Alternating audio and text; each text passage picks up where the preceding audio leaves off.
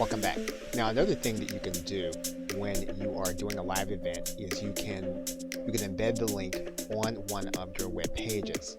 So for example, if we were to take another live event, YouTube Live here, and we were to start the live event, our Hangout would start and we would be broadcasting live on YouTube Live.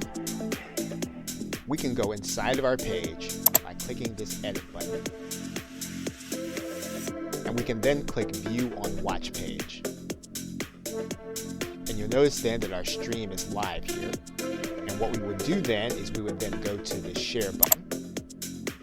We would then click the Embed button. We can then take care of the embed options, grab the code,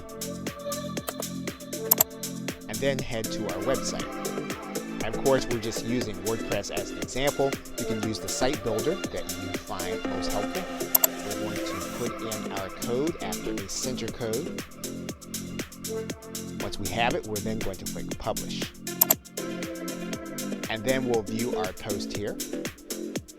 Now you need to give the individuals instruction to click this button. And as soon as they did, they would then be watching our stream live as it happened.